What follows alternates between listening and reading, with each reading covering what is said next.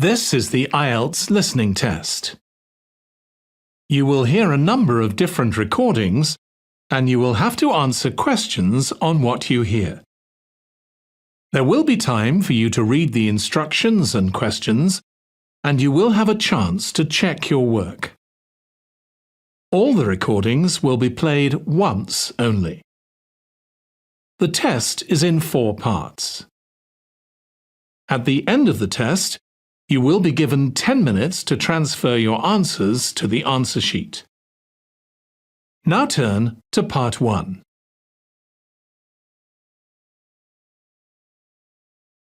Part 1. You will hear a telephone conversation between a travel consultant and a customer. First, you have some time to look at questions 1 to 4.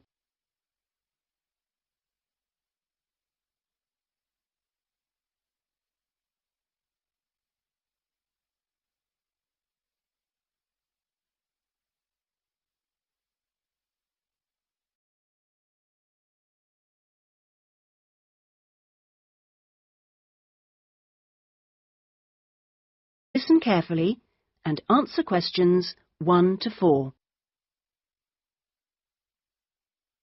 Good afternoon, Dreamtime Travel. How can I help you? Oh, hello. I'm interested in the holidays you offer along the coast near here. Yes, we operate several tours up the coast. Where in particular did you want to go? Well, I like the sound of the holiday that mentioned whales. Was it whale watching? Oh, that's our Whale Watch experience. It's very popular, and it's based in a lovely little town with nice beaches. Oh, right. And how long does it last? It's 2 days. That includes 4 hours travel time each way from here. Good. I don't want to be away any longer than that. So, is that by coach? Actually, it's by minibus. We like to keep those tours small and personal, so we don't take a whole coachload of people. In fact, we only take up to 15 people on this tour, although we do run it with just 12 or 13. Oh, right. So, do you run these tours often? Well, it depends on the time of year. Of course, in peak times, like the summer holidays, we do them every weekend, but at the moment, it's usually once a month at most. And when is the next one going? Let me see. There's one in 3 weeks' time, which is April the 18th, and then we don't have another one until June the 2nd. All right. And is April a good time to go? Pretty good, though the really good time is later in the year. I have to say, though, that the whale sighting is only one of the many things offered. Really? Yes, the hotel itself where you stay has great facilities. It's called the Palisades. The Paris what? No, it's actually the Palisades. Pallissades. It's right on the main beach there. Oh, I see. All of the rooms have nice views, and the food is really good there too. Oh, right. Before you hear the rest of the conversation, you have some time to look at questions 5 to 10.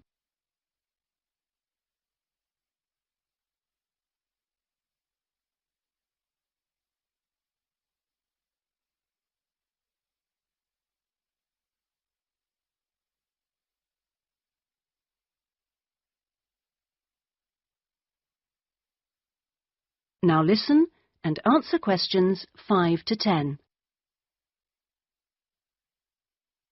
And what about the other things, that are included in the price? Oh, there are lots of things.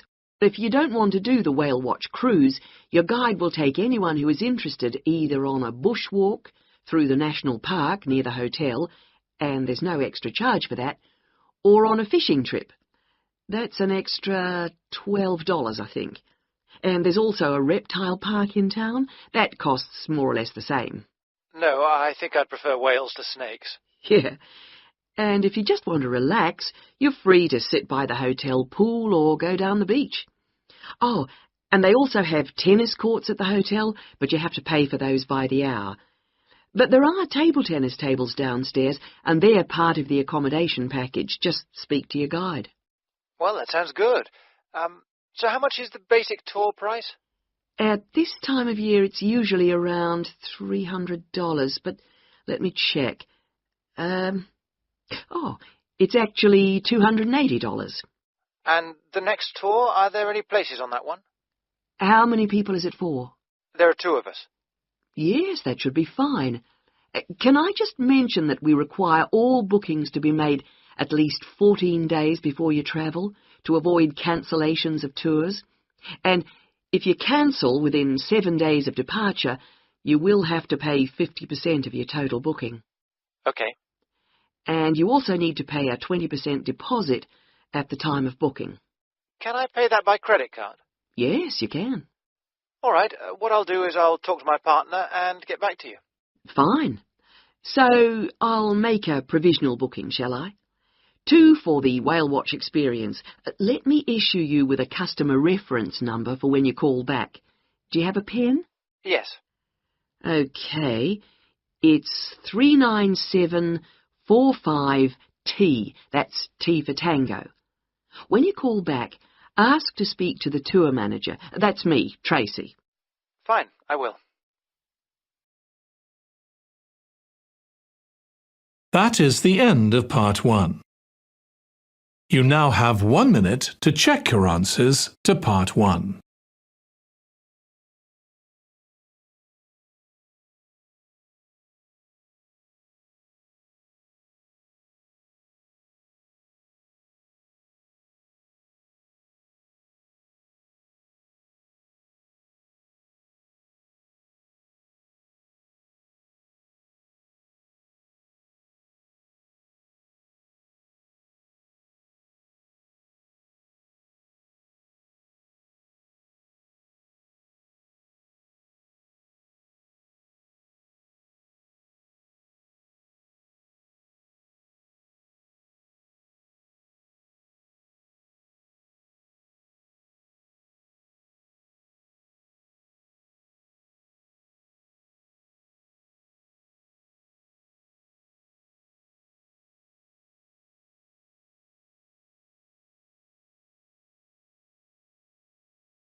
Part 2.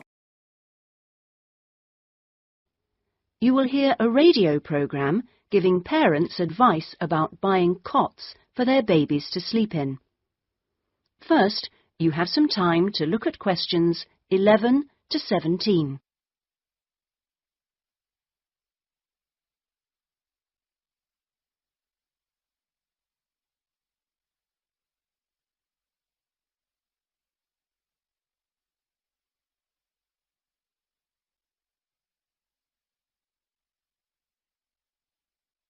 Now listen carefully and answer questions 11 to 17. Hello and welcome to today's Buyer Beware program, where we give you some tips on how to spend your money wisely. Now, in today's show, we're looking at beds for children and babies. Let's start by looking at baby cots. That's for children of up to 3 years old. We tested 3 different cots, all in the budget price range, and as usual, we will feature the good points, the problems, and our verdict. The first cot we looked at was by BabySafe, and it had several good points to recommend it. Our testers liked the fact that it had 4 wheels, so it was easy to move around. The only slight problems with this cot were that it had no brakes, but they didn't think that mattered too much. At first they were a bit concerned about the side bar because they felt babies could trap their fingers in it. But our testers felt that this was unlikely to happen, so they've given this one a verdict of satisfactory. The next cot was by Choice Cots, and this time our testers were pleased to find a cot which is simple to put together, unlike others we looked at. On the minus side, our testers did not like the fact that the side of the cot did not drop down, making it difficult to pick up newborn babies. However, the real problem with this cot was the space between the bars.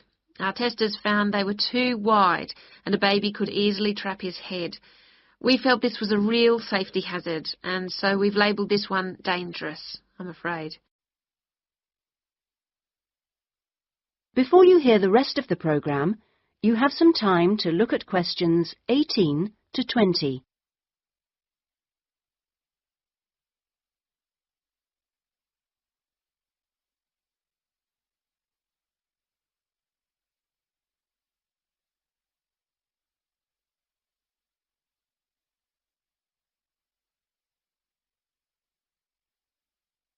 Now listen and answer questions 18 to 20.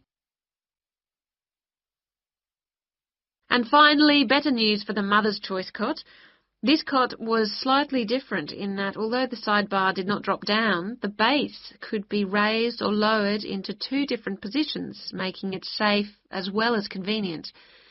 The negatives for this one were quite minor. The only niggle everyone had was the fact that it has no wheels, and the only other problem anyone could find was that there were pictures, which were simply stuck on and so could easily become detached.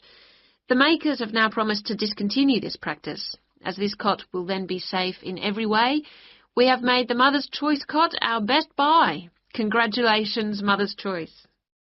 So what features should you look for in a baby's cot?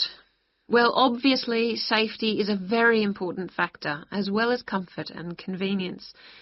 We recommend that if you are buying a cot, do make sure that any metal present is not rusted or bent in any way. You should ensure your cot has only rounded or smooth edging without any sharp edges. This is especially important for wooden cots. And now, on to beds for toddlers.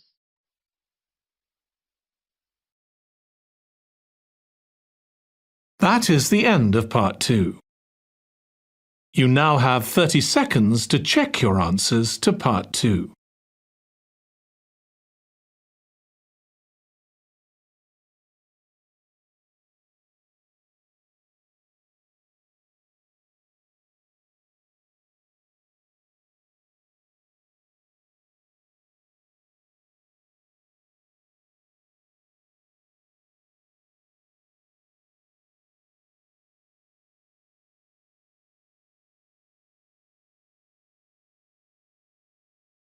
Part 3. You will hear a college professor and 2 students talking about a course on shooting video projects.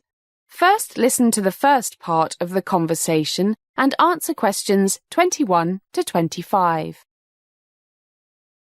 You now have some time to read questions 21 to 25.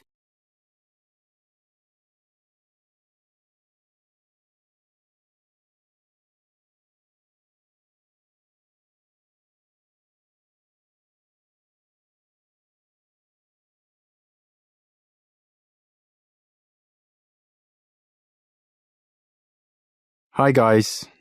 Hi, Professor Edwards. What's happening? Well, department head just told me I've got to teach this course on making video documentaries. I know you two are really into videos.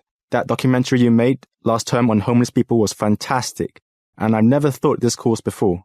I'm an old-fashioned film man, so I thought I'd get some suggestions from you on how to design this course.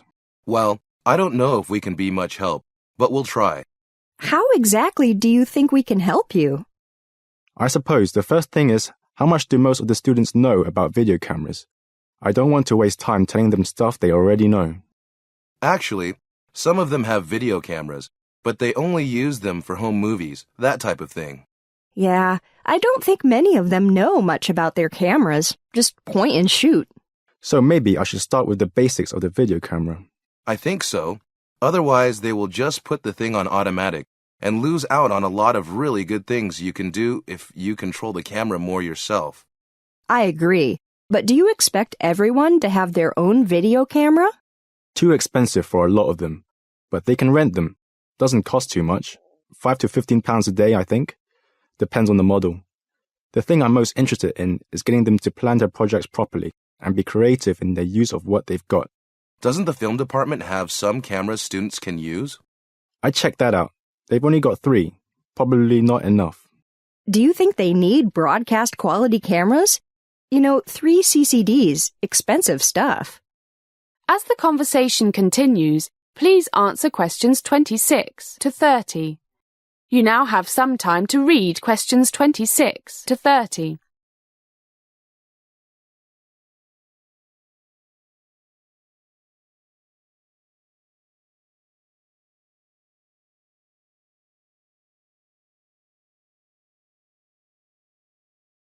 No need, single CCD, a bit of zoom, wide angle for indoor stuff and scenery. Basic functions will do. You mean camera angles, shooting from interesting positions, creative lighting, that sort of thing. Kind of. But that's much the same as you teach in your film courses. Guess you're right, but I want to think of things you can do with a video camera that you can't do with a film camera. Aha, secret shooting. Much easier to film people without their knowing with a tiny video camera than it is with a big film camera. Make a little hole in your pocket and off you go. And if you're not happy with something, you just erase it and do it again, if you can.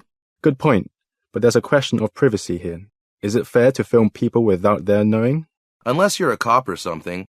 I suppose it's not, but it's often the only way to get what you want. I don't worry about these things.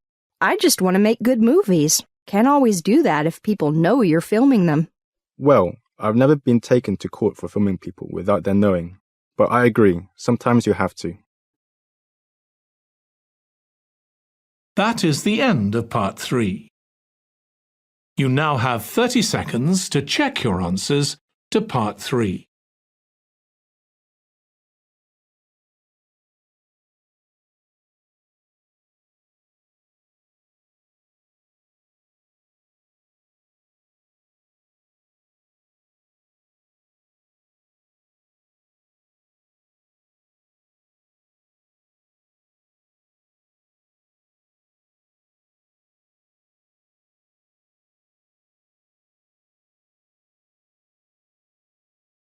Part 4.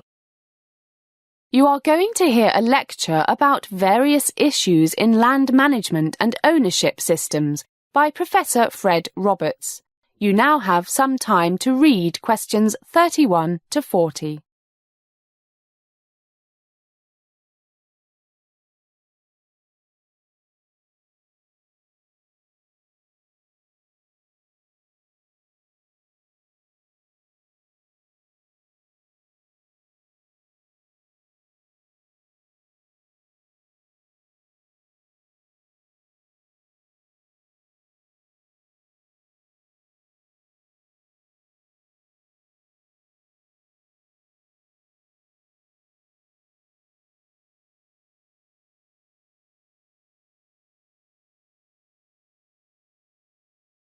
Good morning, everyone. Good to see you all looking so full of energy. Today I'm going to give an overview of some general principles and issues relating to land management and ownership. Very important. If we look at history, it seems that much of it concerns conflict over religion, economic power and land. Often all three factors are involved together. The first question one asks when talking about land is, who owns it? What you can do with land you own depends on one's political views. A far-right conservative may say ownership is the socially supported power to do what you want with the land you own, with no control by government as long as what you do with it doesn't hurt others. You can imagine how different factions interpret hurt others. By contrast, the political left, socialists and, more to the left, communists say land ownership, private land ownership that is the root cause of much injustice in the world, and that the social protection of private land ownership can result in tyranny and oppression. They therefore argue for state, public and cooperative forms of land ownership. I would mention here that most of us take for granted the idea that everything must be owned by a person, people or an organisation. But some societies, notably some native North American tribes, seem to have no concept of personal ownership. It was normal for them simply to take anything they needed and for others to take it from them if they needed it. When European settlers came, the Indians behaved as usual, which led the Europeans to seeing them as thieves. But the European settlers grabbed the Native Americans' land, their most important possession. So who were the real thieves? However, in this day and age, it would be futile to think of getting rid of the concept of ownership. But let me return to land ownership. It's a complex issue. For example, should the owner have exclusive control over the rights of way, like traditional footpaths, or the migration routes of wild animals, or the ecologically important wetlands? Should the owner be allowed to destroy the whole lot by building expensive houses everywhere? Or what if the owner discovers hidden treasure that once belonged to the royal family? All such things raise questions of the rights of the owner as opposed to the rights of others, including animals, perhaps. Clearly, divergent views on such questions are a constant source of argument. What did the classical economists say about land ownership? Their positions were often rather ambiguous. Many of them seemed to consider it a necessary evil, and argued that it could not be defended if there was not some obligation to keep and improve the land. This is the concept of stewardship, that the land must be kept in good condition for future generations. But what if the owners were good stewards of their vast estates, but millions were going hungry? The Marxist answer was, and still is, land reform as a means of social justice. And in the 20th century, I mentioned ecological issues just now. Other reasons for legally restricting the rights of landowners have emerged. You can't cut the trees down because it would cause soil erosion that can spoil rivers hundreds of miles away. Pollution, the need to protect biodiversity, things that reduce the level of what we called nature's services to the general public, all have led to more restrictions on landowners' rights, at least in some countries, especially Europe. At the same time, property taxes have steadily increased to pay for essential services offered by the state or local government, such as firefighting. As these threats to the health of our planet get more serious, some people have argued that the ownership of natural capital, forests, wetlands, etc., will more and more be controlled by communal and not by private bodies. For example, the use by multinational companies of native plant varieties for modified crops and new drugs, plants that they seldom paid for in the past, are now increasingly recognized as belonging to the cultures or ecosystems from which they originated. But it seems to me that having the land and its flora and fauna owned by governments is no guarantee that they'll be used wisely, rather than for short-term profit. The evidence is that local ownership protected by law is usually the best answer. Okay, it will soon be time for a break, but before we have our coffee, I will give the answers to the two questions I asked you last time. What are the differences between leasehold and freehold?